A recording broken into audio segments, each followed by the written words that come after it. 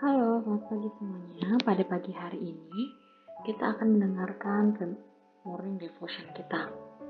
Tapi sebelum itu, mari kita semua bersatu dalam doa.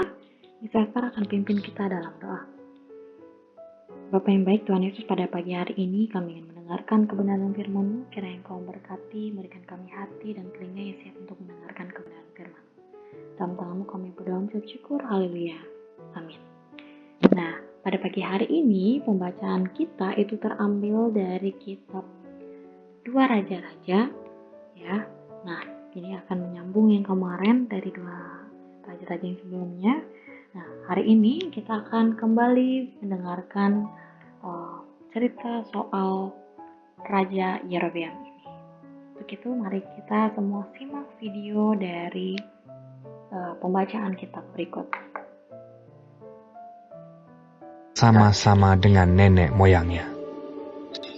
Dalam tahun ke-15 zaman Amazia bin Yoas, Raja Yehuda, Yerobeam, anak Yoas, Raja Israel, menjadi raja di Samaria.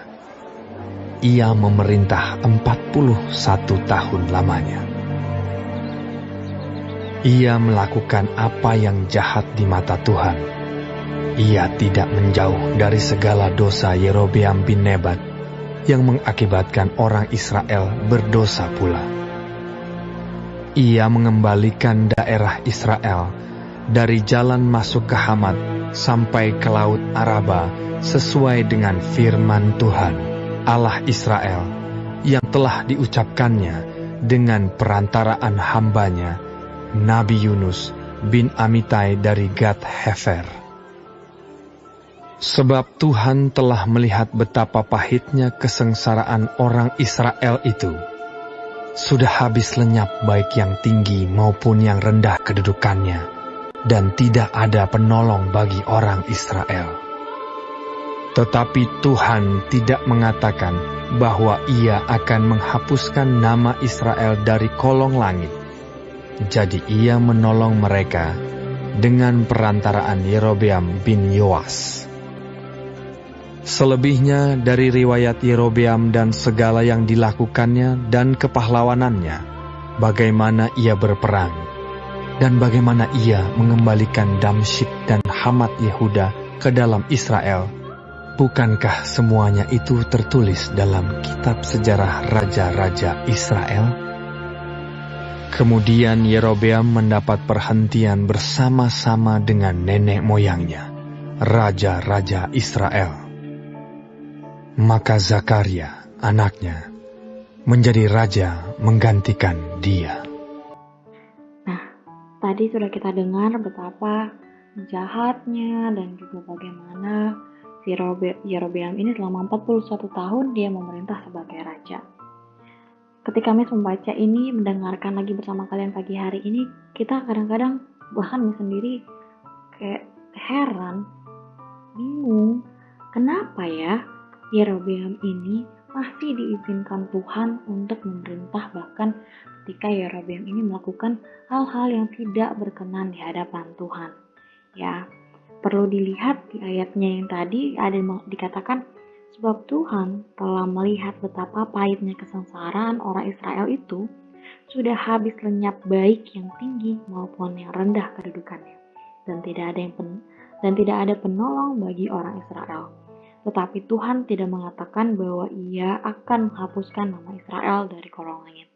Jadi Ia menolong mereka dengan perantaran Yerobeam bin Yoas. Nah, di ayat ini tuh udah jelas bahwa Tuhan memakai Yerobeam bin Yoas ini untuk menjadi perantara orang Israel. Nah, ayat ini juga mengungkapkan apa yang Miss pikirkan tadi dan melintas di hadapan Miss, bahwa gak ada sedikit pun, gak ada satupun hal yang baik yang dikatakan mengenai si Yerobeam ini ya. Orang-orang itu hanya perlu melihat ayat seperti di ayat 2 Raja-Raja, bagaimana contoh tentang Alkitab menghubungkan nama Yerobeam dengan kejahatan. Kita berpikir nih, kenapa selama 41 tahun dia membuat orang-orang Israel mungkin menjadi seorang yang bisa menikmati kekayaan secara material, tapi sebenarnya ada yang kurang. Ya, selama 41 tahun.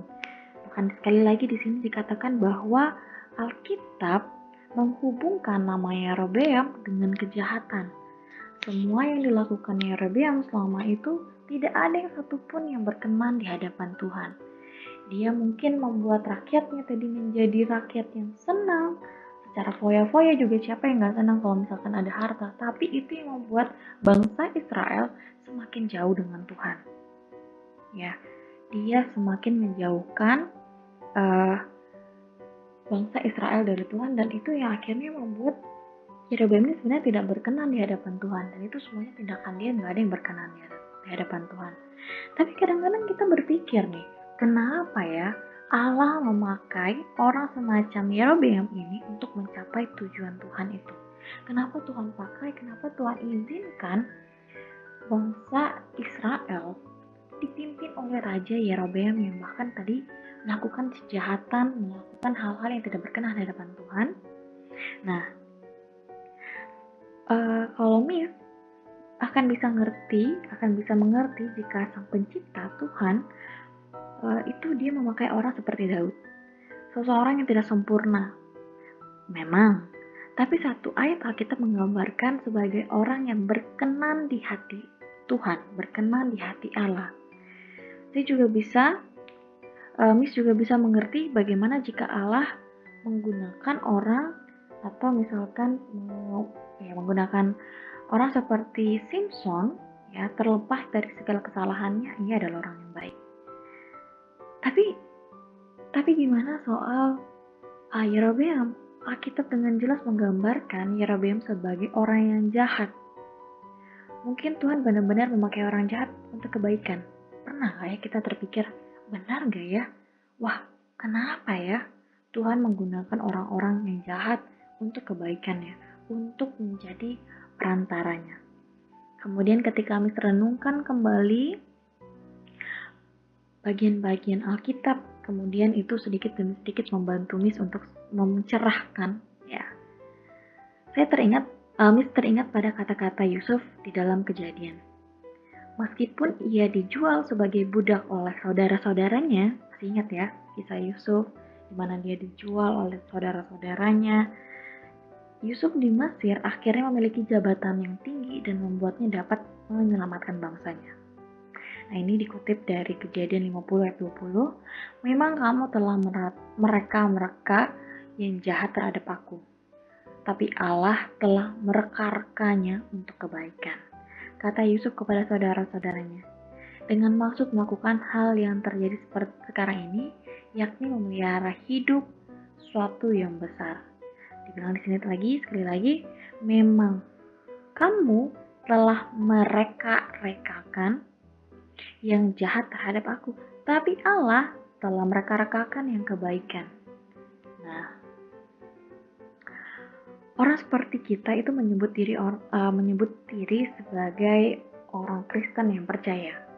Kita selalu diingatkan kita adalah orang yang percaya, dan bahwa kita bisa mendengarkannya jika kita mau menyadari kehidupan di dalam kita, ya. Jadi ada kehidupan bahwa Yesus itu juga dalam hidup kita itu hidup dan berkenan. Nah, ini yang kemudian membantu kita mengerti bahwa sekalipun si Yerobeam ini sangat jahat, tapi Tuhan bisa tetap pakai untuk kebaikan, kemudian juga untuk memiliki kuasa untuk melakukan hal yang sangat-sangat di luar dugaan kita, seperti dia menjadi perantara biar Israel kembali lagi kepada jalannya Tuhan, gitu. Ini berarti apa? Ini berarti kita tuh nggak boleh keliru menganggap kejahatan yang kita temukan pada diri kita, orang lain, sebagai hal yang kebal terhadap kuasa Allah. Jangan berarti kita bilang orang jahat itu nggak tahu kuasa Allah.